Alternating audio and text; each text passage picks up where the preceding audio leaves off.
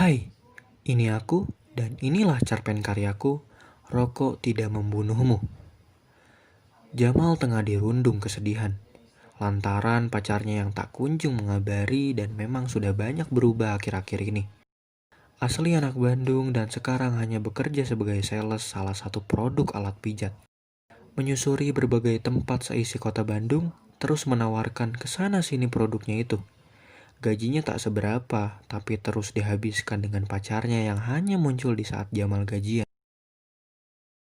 Bodohnya dia yang terus saja menuruti apa kata pacarnya dan selalu sabar ketika pacarnya mudah menginginkan putus hanya karena tak ada uang yang Jamal miliki. Baru menjadi pacar, namun sudah begitu kelakuannya. Suatu hari di alun-alun Bandung ketika Jamal baru saja gajian dari bosnya, seperti biasa dia segera menelpon pacarnya itu agar bisa bertemu di salah satu rumah makan. Tak disangka, teleponnya di-reject begitu saja. Kedua, ketiga kalinya pun tetap mencoba tapi hasil yang sama, reject. Ih, si ayang teh kumaha sih? Omel Jamal sambil berjalan menaiki tangga penyeberangan jalan. Dia hanya meninggalkan pesan untuk pacarnya dan luntang-lantung sampai jalan Asia Afrika. Dinyalakannya rokok di mulutnya membuat orang sekitar Jamal menjauh lantaran banyak anak kecil yang tadinya duduk dalam satu kawasan. Sekali lagi mengecek HP-nya dan pesannya hanya di-read saja. Menginjak rokok yang sudah dirasa tak enak lagi, Jamal ditegur habis-habisan oleh om-om yang ternyata sedang bergandengan tangan dengan pacarnya sendiri. Tak menghiraukan teguran om-om itu, tapi Jamal langsung berdiri dan menarik tangan pacarnya itu. "Kamu teh ngapain sama om-om?" tanya Jamal nada tinggi. "Gak usah narik-narik tangan pacar saya dong." Om-om ini ikut berbicara. "Pacar? Saya teh pacarnya dia, om. Jelasin atuh yang." Heran Jamal meminta penjelasan.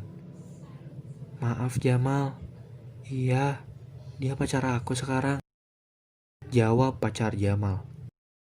"Ih, nah, mending mun kamu teh selingkuh jeung nu sausiaan, abdi mah ikhlas. Nah bet selingkuh jeung om-om," ucap Jamal. Sehabis itu Jamal mengambil rokok yang diinjaknya tadi dan duluan pergi menjauh dari mereka. Jamal kacau, menyesal, dan merasa tak berguna lagi bila harus meminta agar pacarnya kembali. Jamal menemukan satu tiang listrik setinggi kurang lebih 5 meter dengan tangga besi yang sepertinya ada orang tak sengaja meninggalkannya. Tanpa pikir panjang, dia naik dan tubuhnya sudah setara tinggi dengan kabel-kabel sekelilingnya. Orang-orang sekitar teriak histeris ketika Jamal menendang tangga yang tadi dinaikinya. Diduga Jamal stres dan ingin mengakhiri hidupnya. Ketika yang lain hanya mengangkat HP dan merekamnya, tapi ada seorang kakek tua dengan badan yang sedikit bungkuk maju perlahan ke arah tangga yang tergeletak tadi. Yang dikira kakek tua itu akan mencoba menolong, ternyata dia hanya menjinjing tangga dan menjauhkannya dari tiang listrik yang Jamal naiki. Jamal mulai menyentuhkan tangannya pada beberapa kabel listrik.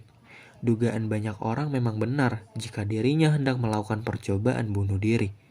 Kakek tua tadi muncul lagi dan hanya mengatakan hal yang santai. "Udut Jang." Kakek tua itu menawarkan sebungkus rokok. "Duh, ditawaran rokok euy. Kabih taja dina," ujar Jamal dalam hati. "Rokok naon eta bah?" tanya Jamal. Abi mah resep rokok eta teh. Mun aya, Jamal menyuruh kakek tua itu mengganti merek rokok yang Jamal sukai. "Teu sopan pisan maneh teh nitah-nitah ki urang," teriak remaja laki-laki di belakang kakek tua tadi. Orang lain juga ikut tersulut amarah yang sama. Kakek tua itu tersenyum, membalikkan badan dan berjalan mencari warung. Beberapa orang terus menyoraki, mencari sesuatu dan ada juga yang terus merekam aksi Jamal.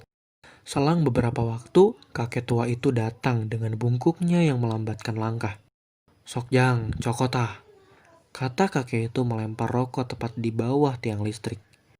"Abi turun kumaha? Tanggana eueuh. Alungkeun ka luhur we bah, abi tewak," jawab Jamal, wajah menghadap tanah. "Nyanggeus we mun tadaek mah, sok geura maot maneh." Kakek itu marah berjalan cepat ingin meraih kembali rokok yang dilemparkannya tadi. Gedubrak! Jamal menjatuhkan diri dan meraih rokok itu lebih cepat dari jalannya kakek tadi. Tanah yang diselimuti rumput liar membuat Jamal hanya merasakan sakit sesaat, lalu tersenyum lebar hanya karena mendapat sebungkus rokok. Jamal tak jadi bunuh diri karena sebungkus rokok yang telah menyelamatkannya. Settingan nih mah. Sorakan banyak orang yang kemudian satu persatunya pergi menjauhi Jamal.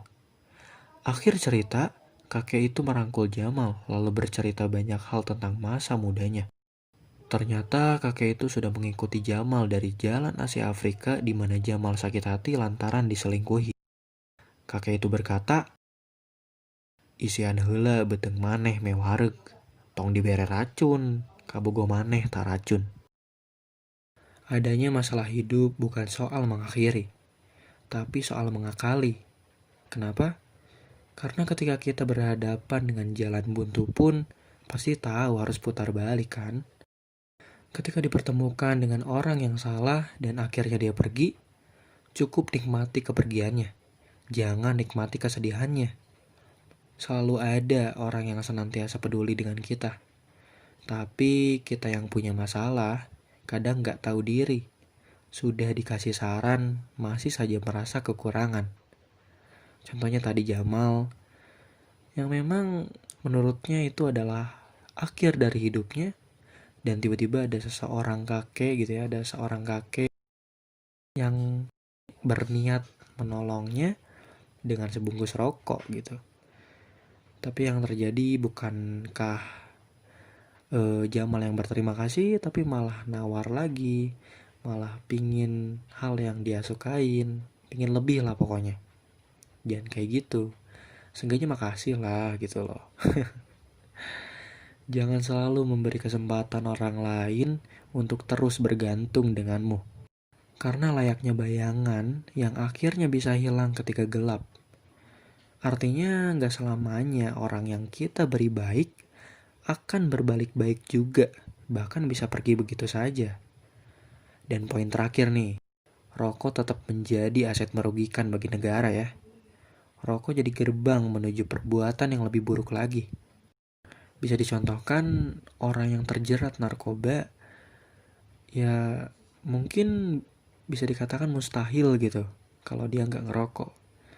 Jadi berawal dari ngerokok, terus penasaran sama hal yang lebih buruk lagi. Nah jadi jangan ngerokok, oke? Wah ganteng-ganteng jangan ngerokok, oke? Cantik-cantik jangan ngerokok. Sekarang rokok nggak mandang fisik gitu loh, nggak mandang gender. Ya gitu aja dari aku, semoga isi cerpen dan pesan moralnya saling berkaitan, menempel satu sama lain gitu. Semoga cerpennya tuh memberi informasi, memberi inspirasi, memberi wawasan luas lah. Kalau memang ya rokok bisa menjadi peran gitu loh. Jadi inilah momen ketika rokok tidak membunuh Jamal gitu. Oke? Tetap jaga satu sama lain. Semoga pandemi segera berakhir. Titip salam buat keluarga ya.